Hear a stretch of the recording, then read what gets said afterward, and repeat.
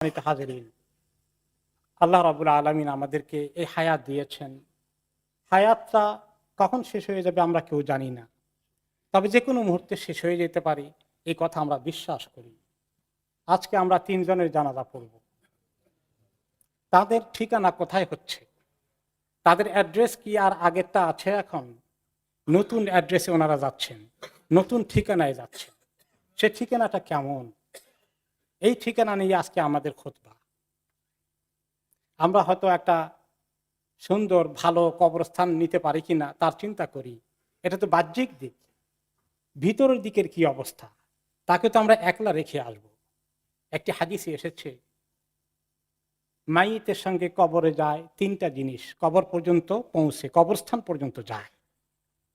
দুটো জিনিস ফেরত চলে আসে, একটা জিনিস তার সঙ্গে কবরের ভিতরে যায়, আর বাকি দুটো ফেরত চলে আসে।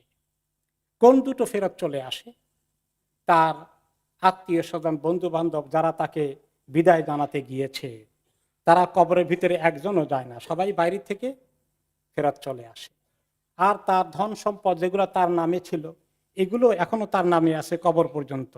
এরপরে এসে আর এগুলো তার নামে নয়, তার ওয়ারিসদের হেফাজতে চলে যাচ্ছে। তাহলে তার জনগণ, তার আপনজন এবং তার সম্পদ ফেরত চলে আসে। একটি জিনিস তার সঙ্গে যায়, সেটা হচ্ছে তার আমল। এবং এই আমলটি কেমন হয়, এই আমলের ব্যাপারে আমাদের প্রস্তুতি কেমন আছে, সেটাই আজকে আমাদের মেইন বিষয়। এই জন্য রাসূলুল্লাহ সাল্লাল্লাহু আলাইহি ওয়াসাল্লাম আমাদেরকে এই এই দুনিয়ার পরবর্তী জীবন সম্পর্কে প্রস্তুতি নিতে বলেছেন। ওই ব্যক্তি বুদ্ধিমান যে ব্যক্তি নিজের নফসের হিসাব নেয়, নফসকে বাধ্য করে ভালো কাজ করার জন্য, গুনাহ থেকে দূরে থাকার জন্য। সেই ব্যক্তি হচ্ছে প্রকৃত জ্ঞানী। মৌতের পরে যা হবে তার জন্য নফসকে রেডি করে আমল করে। আর ওই ব্যক্তি হচ্ছে বোকা, সবচেয়ে বড় বোকা, যেই ব্যক্তি নিজের নফসের চাহিদা পূরণ করতে ব্যস্ত থাকে আর মৃত্যু পরবর্তী জীবন আখিরাতের জন্য বলে আল্লাহ ভরসা, আল্লাহ তারা একটা কিছু করেই দেবেন, হয়তো আল্লাহর রহমতে পার হয়ে যাব, এই আশা করেই শুধু বসে আছে, কিন্তু কোনো প্রস্তুতি নেই। কবর হচ্ছে আমাদের জীবনের প্রথম, আখিরাতের প্রথম স্টেজ, প্রথম পর্যায়।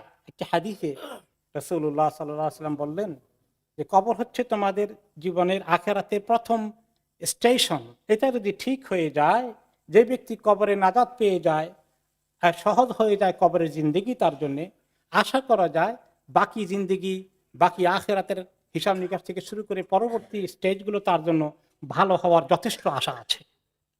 কিন্তু যে ব্যক্তির কবরে আটকে যায়, এখানে তার জন্য মুশকিল হয়ে যায়, তার পরবর্তী ঠিকানা, পরবর্তী স্টেশনগুলো তার জন্য সহজ হবে বলে আশা করা মুশকিল। এবং তিনি আরো বলেছেন, কবরের মতো এমন একটি দৃশ্য এই দুনিয়ায় আমি আর দেখি নাই। কারণ কবরের দৃশ্যটা অন্য একটি জগতে আমাদেরকে নিয়ে যায়। এছাড়া কবর ছাড়া উপরে যা কিছু আছে সবটা দুনিয়া আমাদেরকে এদিকে টানে। কবরের কাছে গেলে অবশ্য আমরাও ফিল করি, যেই মুহূর্তে কবরের সামনে থাকি ওই মুহূর্তে আমাদের বালাখানা, আমাদের জায়গা জমি, আমাদের ব্যবসা বাণিজ্য কিছুক্ষণের জন্য বোধহয় একটু দূরে থাকে। ঠিকই বলেছেন তিনি যে কবর মানুষকে এক অন্য জগতে নিয়ে যায়। কিন্তু আমরা কি সত্যি কবর দিয়ে আসি যাকে, তাকে রেখে আসি, তার জন্য চোখের পানি ফেলি? অনেক কান্না কাটিয়ে যদি ছেলেমেয়েরা দীর্ঘদিন পর্যন্ত করেন, কতটুকুন তার ফায়দা হবে? কিচ্ছু ফায়দা হবে না, ক্ষতি হওয়ার সম্ভাবনা বেশি। চিৎকার করে, বিলাপ করে, রোদন করলে তার কবর আযাব বাড়বে। হ্যাঁ, চোখের পানি যদি আল্লাহর কাছে ফেলে তাহলে সেটা অনেক কিমতি জিনিস আছে, অনেক কাজে লাগবে। এবং নিজেদের জন্য শিক্ষা নেওয়া হচ্ছে সবচেয়ে বড় কথা। অন্য কাউকে যখন আমরা দাফন করতে যাই, কবরস্থ করতে যাই, তখন আমাদের নিজেদের কথাটা এই সময় যখন আসবে আমাদের কি অবস্থা হবে ওই চিন্তা করাটা হচ্ছে আসল বিষয়।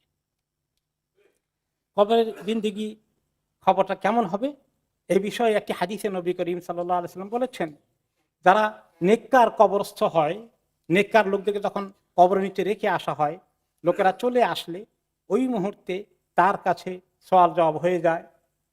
সওয়াল জবাবের পরে তার সঙ্গে দেখা করতে আসে একজন অতি সুন্দর চেহারার মানুষ, খুব সুন্দর উজ্জ্বল চেহারা, হাসি মুখে আসে এবং তার কাপড় চোপড় খুব সুন্দর, তার শরীর থেকে সুগন্ধ আসে। এসে জিজ্ঞেস করে যে তোমার তো আজকে অনেক সুখবর আছে, আমি তোমাকে আল্লাহ সন্তুষ্টির খবর দিতে এসেছি যে আল্লাহ তোমার প্রতি সন্তুষ্ট হয়ে গেছেন, তোমাকে আল্লাহ জান্নাত দেবেন, সেখানে তুমি চিরদিন থাকবে, তোমার কোনো দুঃখ কষ্ট আর জীবনে কোনোদিন হবে না। আজকে তুমি ওই দিনে এসেছো যে দিনের ওয়াদা আল্লাহ তাআলা তোমার সঙ্গে করেছেন, তোমার জন্য সুখবর। তখন কবরস্থ ব্যক্তিটি মুর্দা বলে, তুমি কে ভাই,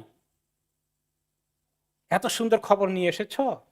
তোমার চেহারা দেখলে বোঝা যায় তোমার কাছে অনেক সুন্দর খবর আছে, তোমার পরিচয়টা জানতে পারি? আমার পরিচয়, আমি তোমার নেক আমল। আমি জানতাম তুমি সমস্ত নেক কাজে আগে আগে থাকো, গুনার কাজে তুমি অত্যন্ত পেছনে থাকো, তুমি এমন একটি ভালো লোক, আল্লাহ তাআলা তোমাকে উত্তম যাজা দান করুন। আর লোকটা যদি গুনাহগার হয়ে যায়,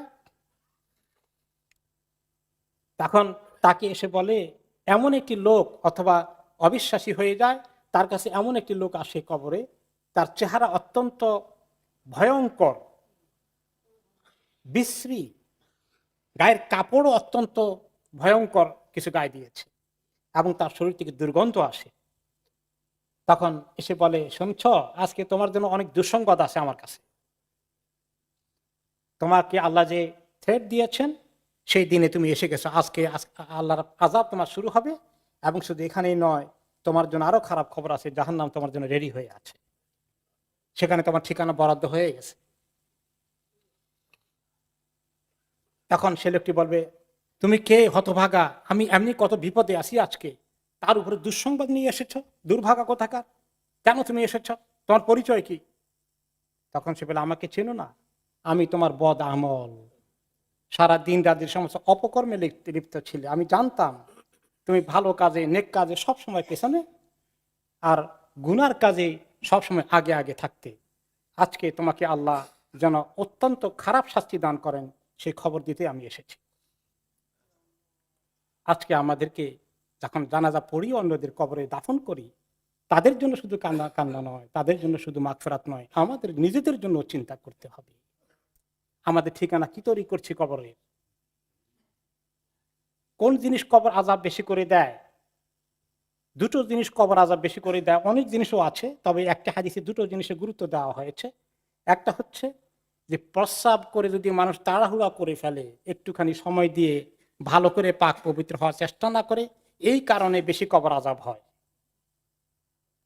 অবশ্য যাদের ওজর আছে, অনেক লম্বা সময় ধরে করলেও আসে, তাদের ব্যাপারটা অন্য দৃষ্টির আল্লাহ তাআলা দেখবেন। কিন্তু যাদের স্বাভাবিক অবস্থা আছে, তাড়াহুড়া করে সময় নিয়ে একটু ক্লিন করেন না, তাদের ব্যাপারে কবর আযাব বেশি হবে।